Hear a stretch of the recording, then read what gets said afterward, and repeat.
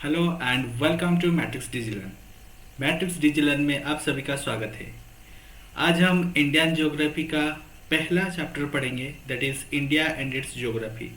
यहाँ पर हम इंडिया की कंप्लीट जो ज्योग्राफी है उसके बारे में डिस्कशन करेंगे।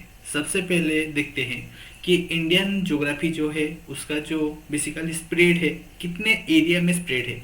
क्योंकि हम जब लॉन्गिट्यूड और लैटिट्यूड चैप्टर पढ़े थे वहाँ पर हम लोग ये चीज़ डिस्कस किए थे कि जब भी कोई कंट्री का ज्योग्राफिकल लोकेशन हम लोग को पता करनी होती है तो सबसे पहले हमको पता करनी ये रहती है कि ये कौन सा लॉन्गिट्यूड है या लैटिट्यूड में ये बेसिकली कंट्री स्थित है। तो यहाँ पर इंडिया की अगर बात करें लॉन्गिट्यूड और latitude wise, India is spread around longitudinally 68 degree 7 minute east and 97 degree 25 minute east. और लैटिट्यूड वाइज इंडिया का जो स्प्रेड है that is 8 degree 4 minute north to 370 degree 6 minute north. Since India आपका जो नॉर्दर्न हेमिस्फीयर में है, इसीलिए इसका जो लैटिट्यूड रहेगा ये मोस्टली नॉर्थ ही रहेगा। और लॉन्गिट्यूड वाइज आप अगर बात करें ये जीएमटी से ईस्टवर्ड डायरेक्शन में है, इसीलिए इसका जो लॉन्गिट्यूड है वो ईस्ट ही रहेगा। अभी जीएमटी क्या है यह हम थोड़े आगे जाकर समझेंगे। अगर एरिया बात करें तो वर्ल्ड का जो कंट्रीज का एरिया है, एरिया वाइज रैंकिंग में इंडिया 7th नंबर रैंक में आता है, यानी कि हम लोग by area 7th largest country है। हमारा जो एरिया है that is around 32,87,469 square kilometre और in miles that is 12,69,299 square miles sorry. तो हमारा जो ज्योग्राफिकल एरिया है वो वर्ल्ड का जो एरिया है उसका 2.42% है। हमारा जो पॉपुलेशन है, करेंट पॉपुलेशन परसेंटेज जो है that is 17.74% population of the world population. क्योंकि हम वर्ल्ड का सबसे बड़ी लार्जेस्ट डेमोक्रेटिक कंट्री है, इसीलिए हमारा जो पॉपुलेशन है ये काफ़ी हाई है। और अगर वर्ल्ड के पॉपुलेशन के साथ हम कंपेयर करते हैं तो पॉपुलेशन हमारा अराउंड 17.74% करीब करीब है। डिस्टेंस अगर हम बात करें नॉर्थ टू साउथ या ईस्ट टू वेस्ट, तो नॉर्थ टू साउथ हमारा डिस्टेंस है अराउंड 3,214 किलोमीटर या माइल्स में आप बोल सकते हैं 1,997 माइल्स। वेराज हमारा जो ईस्ट और टू वेस्ट जो डिस्टेंस है that is the spread from the east to west that is 2,933 kilometre और इन माइल्स 1,822 माइल्स। हमारा ये है geographical spread of India, east and west wise and north and south wise. इसमें से काफ़ी बार question आपको पूछ ले जाता है, स्पेशली ये जो पॉपुलेशन है और जो एरिया स्प्रेड है इसके ऊपर काफ़ी बार क्वेश्चन एग्जाम में आपको देखने को मिलेगा। और काफ़ी सारे एग्जाम में भी ऑलरेडी ये वाला क्वेश्चन आ चुका है। और अगर लैंड फ्रंटियर की बात करें, अगर इंडिया के लैंड फ्रंटियर मतलब जो स्थल सीमा है उसको बोला जाता है लैंड फ्रंटियर। और जो कोस्टल लाइन मतलब हमारे जो समंदर का जो किनारा है कितना लंबा है ये हम यहाँ पर देखेंगे। तो लैंड फ्रंटियर इंडिया का है अराउंड 15,106.7 किलोमीटर या माइल्स में आप बोल सकते हैं 9,387 माइल्स।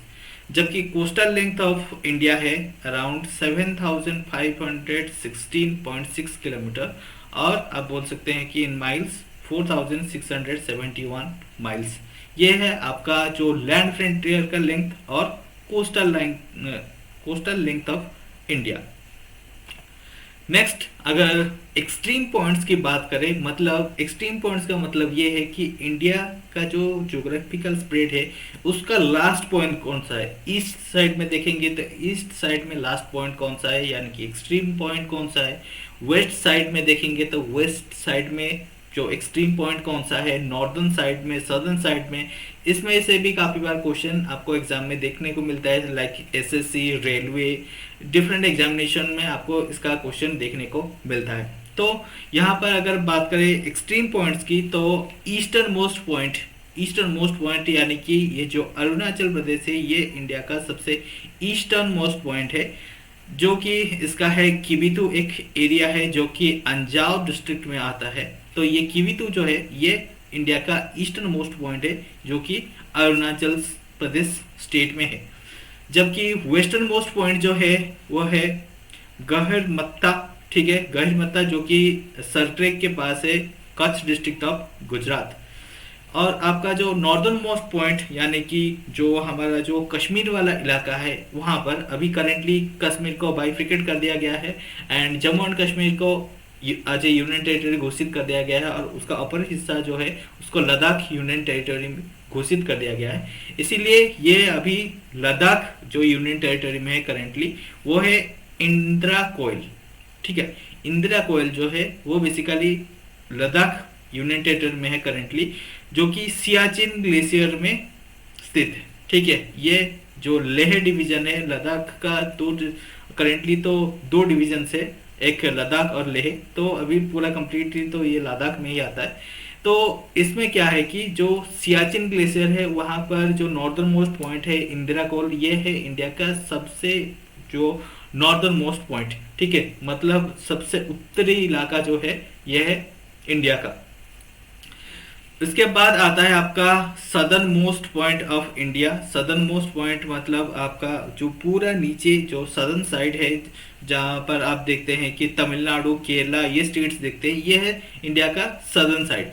तो वहाँ पर इंडिया का जो सबसे लास्ट वाला इलाका है, अगर मेन लैंड की बात करें, मेन लैंड मतलब क्या है कि समुंदर में है हमारा जो अंडमान निकोबार आइलैंड है, इसका एक्चुअली लास्ट पॉइंट जो है ये इंडिया का लास्ट जो मेन लैंड इंडिया का लास्ट पॉइंट से भी थोड़ा ज़्यादा है, थोड़ा ज़्यादा साउथ में है।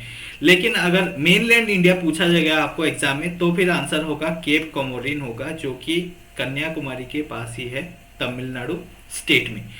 अगर मेनलैंड इंडिया नहीं पूछा गया है तो फिर आंसर होगा इंदिरा पॉइंट, ठीक है, जो कि निकोबार आइलैंड में है। सॉरी यहाँ पर IS होगा, ठीक है, सॉरी आइलैंड, ठीक है।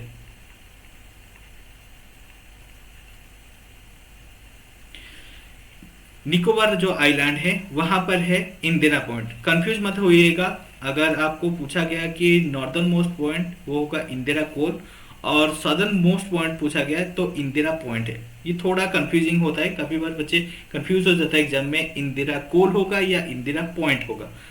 सदर्न जो एरिया है पेनिनसुलर इंडिया है ये पॉइंटेड होकर नीचे गया है, इसी के हिसाब से आप अंदाजा लगा सकते हैं कि आप इंदिरा पॉइंट इसको बोलेंगे क्योंकि पॉइंटेड होकर नीचे गया है, और ऊपर वाला हिस्सा को इंदिरा कोल बोल सकते हैं, ठीक है, इजी है, ठीक है। Next, neighbouring countries of India. अभी काफ़ी सारा किताब में बहुत कुछ लिखा है, लेकिन जो एक्चुअली वर्ल्ड वाइड एक्सेप्टेबल है मोस्टली जगह पर मोस्ट सोर्सेज में जो लिखा गया है वो यहाँ पे मैं आपको मेंशन करूँगा। जो हमारा नेबरिंग कंट्रीज है, काफ़ी सारा नेबरिंग कंट्रीज है, कुछ लोग 8 नेबरिंग कंट्रीज बोलते हैं, कुछ लोग 9 नेबरिंग कंट्रीज बोलते हैं। तो मैं आपको आज क्लियर करा देता हूँ हमारा कितना टोटल नेबरिंग कंट्रीज है। देखिए, नेबरिंग कंट्रीज का मतलब ऐसा नहीं है कि हर वक्त आपके साथ लैंड बाउंड्री से जुड़ा रहे, ऐसा है हो सकता है कि आपसे थोड़ी दूरी में रहे तो भी आपका नेबरिंग कंट्री बन जाता है। जैसे कि यहाँ पर हम लोग मेंशन किए हैं पाकिस्तान, जो कि अगेन लैंड बाउंड्री शेयर करता है इंडिया के साथ, Afghanistan, China. In actual China is not sharing land boundary with India, क्योंकि चाइना ने तिब्बत को ऑक्युपाई किया है, ठीक है, इसीलिए हम बोलते हैं कि चाइना इंडिया के साथ बाउंड्री शेयर करता है। नहीं तो एक्चुअली में तिब्बत इंडिया के साथ लैंड बाउंड्री शेयर करता है, लेकिन तिब्बत ऑक्युपाइड बाय चाइना है, इसीलिए हम चाइना को बोलते हैं as our neighbours. Next, Nepal हमारा लैंड बाउंड्री के साथ जुड़ा है। अगेन भूटान, म्यांमार, बांग्लादेश, ये जितने सारे कंट्रीज है ये सब हमारे साथ फिजिकली लैंड बाउंड्री के साथ जुड़े हैं। लेकिन श्रीलंका और मालदीव्स जो है ये दोनों नेशंस है, कुछ जगह पे मालदीव्स मेंशन नहीं होता है, लेकिन मालदीव्स भी हमारा नेबरिंग कंट्री है, ठीक है। तो श्रीलंका और मालदीव्स, क्योंकि हम लोग काफ़ी चीज़ें डिस्कशन करेंगे जब आगे चल के हम इंडियन ज्योग्राफी का डिस्कशन करेंगे, उसमें काफ़ी बार मालदीव्स का भी नेम आएगा, इसलिए मालदीव्स भी हमारा नेबरिंग कंट्रीज है, ठीक है। तो श्रीलंका और मालदीव्स ये दोनों आइलैंड नेशन है। बेसिकली मालदीव्स एक आर्कीपेलागो है, श्रीलंका एक आइलैंड नेशन है। तो ये भी इंडिया का नेबरिंग कंट्रीज के लिस्ट में आते हैं। नेक्स्ट चलिए बात करते हैं कि जो इंटरनेशनल बाउंड्री से सबसे ज़्यादा बड़ा किसका है और छोटा किसका है। सबसे लॉन्गेस्ट इंटरनेशनल बाउंड्री हम शेयर करते हैं बांग्लादेश के साथ, क्योंकि बांग्लादेश का जो लैंड बाउंड्री है ऑलमोस्ट 80 to 90% हम जो बाउंड्री है हमारे इंडिया का, सॉरी बांग्लादेश का, वो इंडिया के साथ ही लगता है। तो बांग्लादेश का जो आपका जो बाउंड्रीज है वो अराउंड 4096.7 किलोमीटर जो है वो इंडिया के साथ लगा है।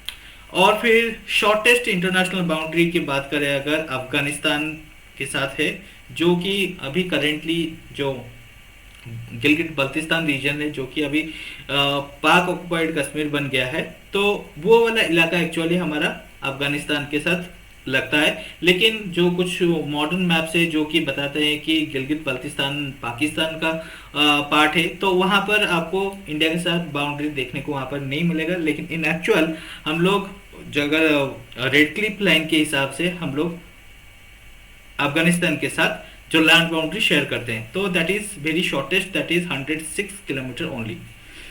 अगर इंटरनेशनल बाउंड्री की नेमिंग्स की बात करें तो चाइना के साथ हम जो इंटरनेशनल बाउंड्री शेयर करते हैं उसका नाम है मैकमोहन, जो कि 1914 में उसका नाम दिया गया था। फिर पाकिस्तान के साथ जो इंडिपेंडेंस के टाइम में जो लाइन एक्चुअली ब्रिटिशर ने दिए थे उसका नाम है रेड क्लिफ, जो कि 1947 उसका नाम दिया गया था। फिर अफगानिस्तान के साथ हम डूरंड इंटरनेशनल लाइन जो इंटरनेशनल बॉर्डर शेयर करते हैं इसको बोला जाता है। 1893 में ये जो बाउंड्री नेमिंग किया गया था।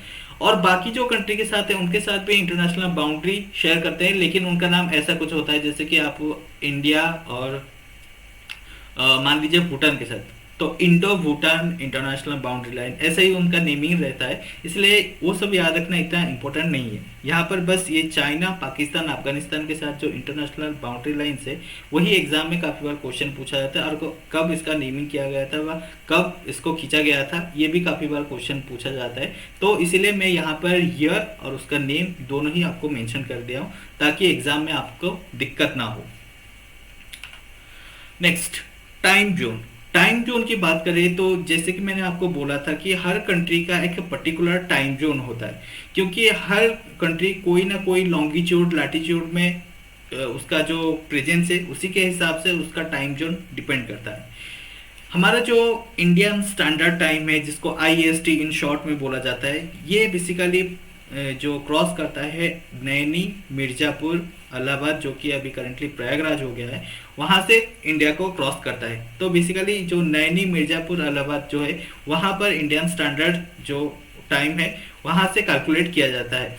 तो इंडियन स्टैंडर्ड टाइम जिस तरीके से मतलब इंडिया का एक ही स्टैंडर्ड टाइम है, कुछ कंट्रीज का मल्टीपल नंबर ऑफ टाइम्स जो स्टैंडर्ड टाइम है, वो क्योंकि अगर आपका अगर कंट्री का स्प्रेड ज़्यादा हुआ अकॉर्डिंग टू विड्थ,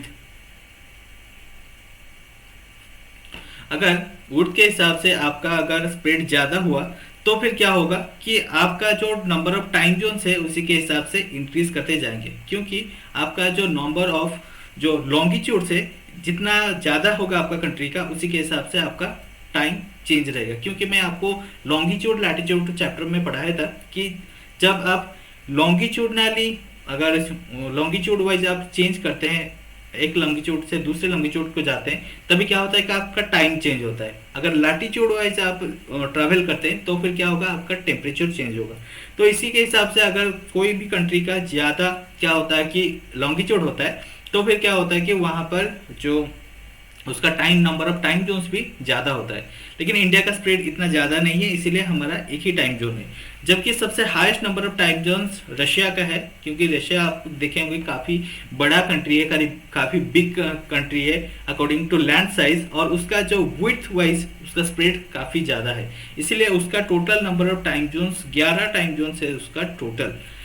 अगर GMT की बात करें तो ग्रीनविच मीन टाइम जो कि है एक स्टैंडर्ड टाइम है जहां से कि हर कोई टाइम टेबल कैलकुलेट करता है। कोई भी कंट्री का time table Greenwich mean time से ही कैलकुलेट किया जाता है, जो कि बेसिकली ग्रीनविच सिटी को होकर पास करता है। उसका ईस्ट साइड में अगर आप ट्रैवल करेंगे तो आपका टाइम इंक्रीज होगा, अगर उसका वेस्ट साइड में आप ट्रैवल करेंगे तो आपका टाइम घटेगा। तो अगर आप 15 डिग्री का इंक्रीमेंट होता है तो एक्चुअली टाइम वाइज आपका 1 घंटे का इंक्रीमेंट होता है।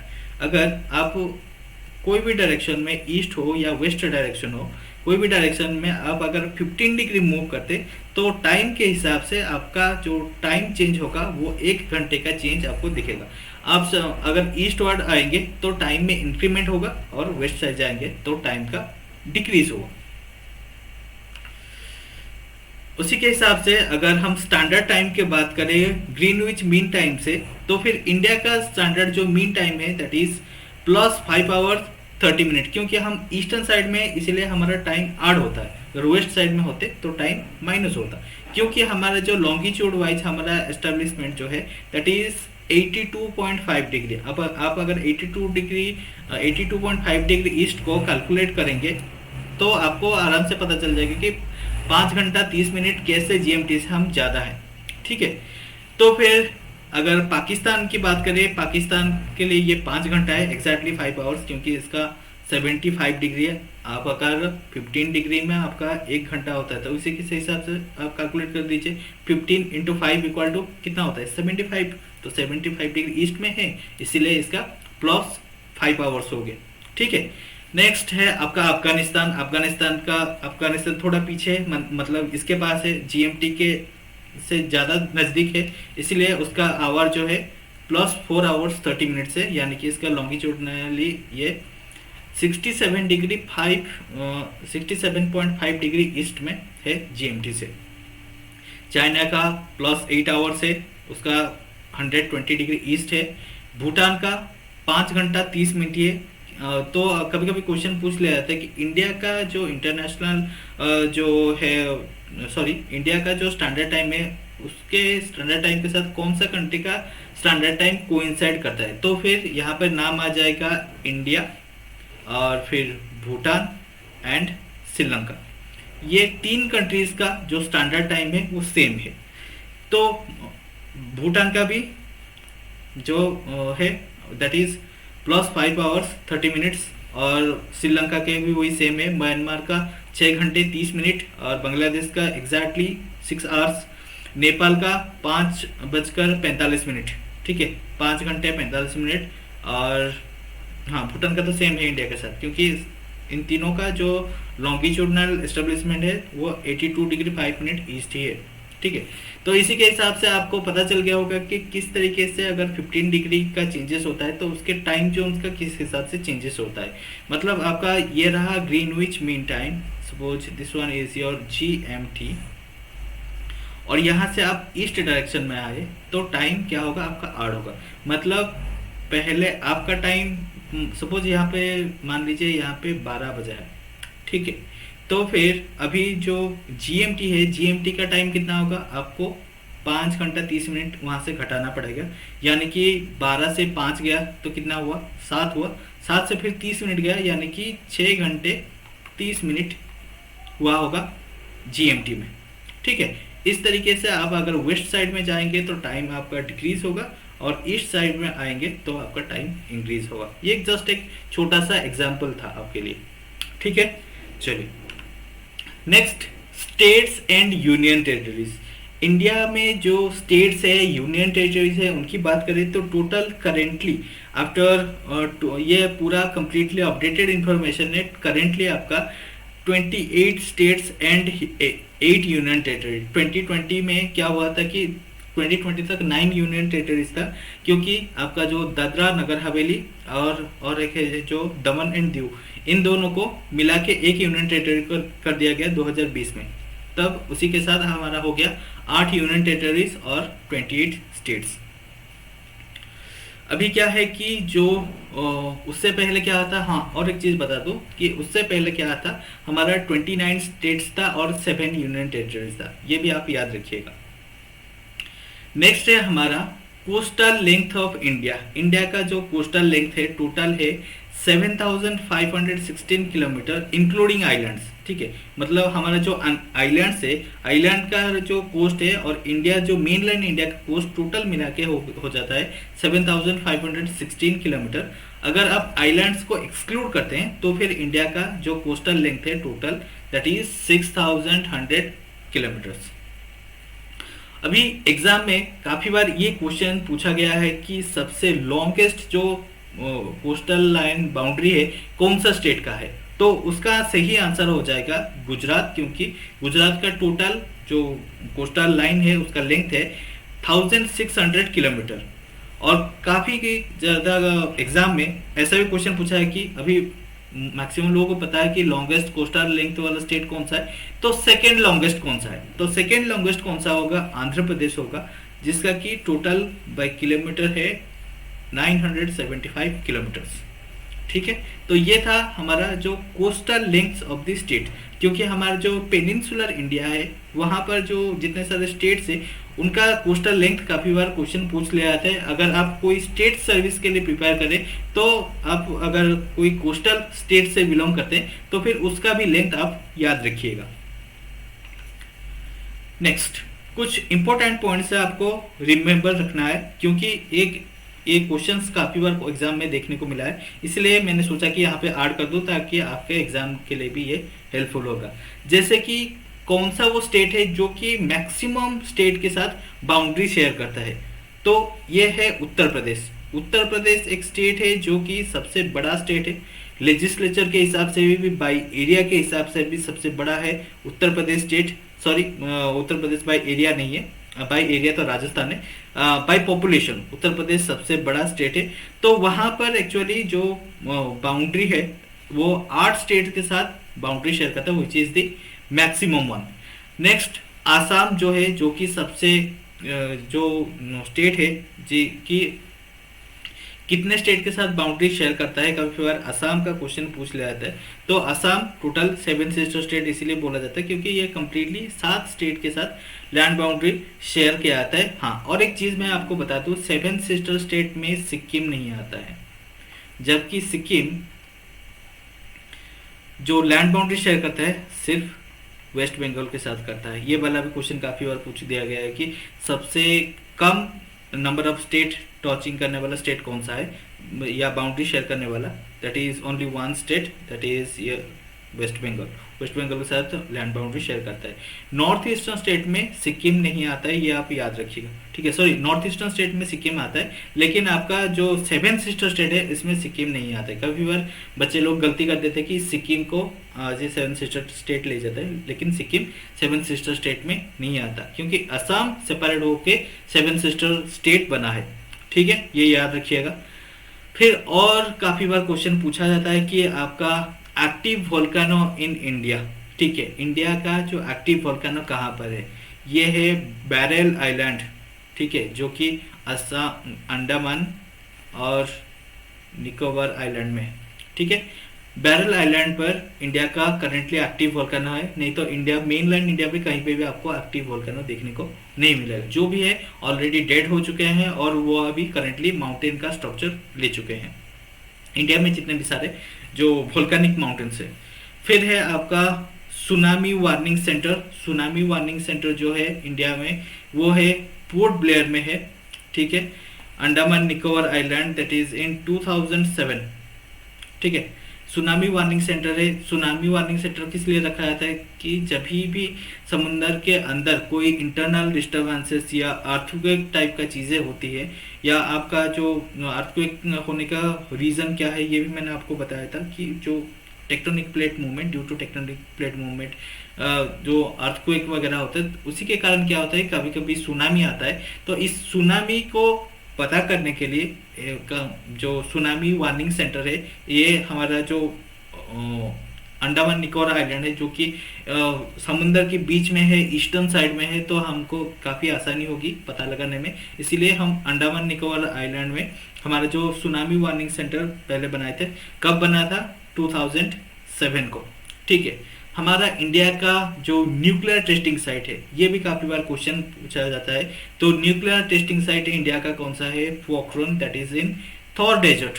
ऑफ राजस्थान। ठीक है, राजस्थान का थॉर डेजर्ट में हमारा पोखरण है, जहाँ पर हम न्यूक्लियर टेस्टिंग साइट है। तो आप मूवी देखे होंगे जो जिसमें है कि जो जॉन अब्राहम आज लीड रोल प्ले कर रहे थे, जिसका नाम है परमाणु। उसमें हमारा जो इंडिया का जो अटल बिहारी वाजपेयी थे, उनके टाइम में जो न्यूक्लियर टेस्ट किया गया था, उसका जो पूरा डॉक्यूमेंट्री ये मूवी है। तो ये बेसिकली आपका जो पोखरण न्यूक्लियर साइट में वहाँ पे किया गया था, तो उससे आप रिलेट कर सकते हैं। पोखरण उस मूवी में काफ़ी बार पोखरण का नाम लिया गया है, तो आपको याद रखने में काफ़ी आसानी होगी।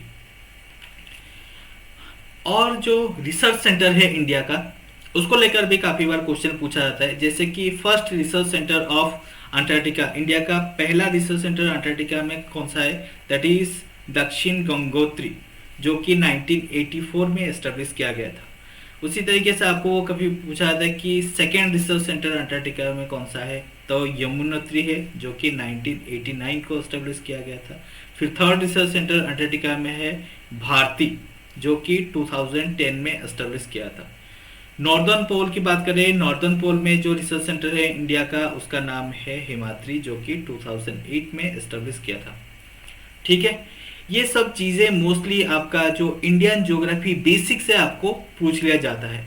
नेक्स्ट हम क्या करेंगे कि इंडियन ज्योग्राफी का हर एक जो हिस्सा है उसको डिफरेंट चैप्टर वाइज पढ़ेंगे, जैसे कि ट्रांसपोर्टेशन सिस्टम हो गया, सॉइल्स इन इंडिया हो गया, आपका जो एग्रीकल्चर हो गया। ये सब चीज़ हम धीरे धीरे करके इंडियन ज्योग्राफी के अंदर जाएंगे और कंप्लीटली इंडियन ज्योग्राफी को यहाँ पर हम स्टडी करेंगे।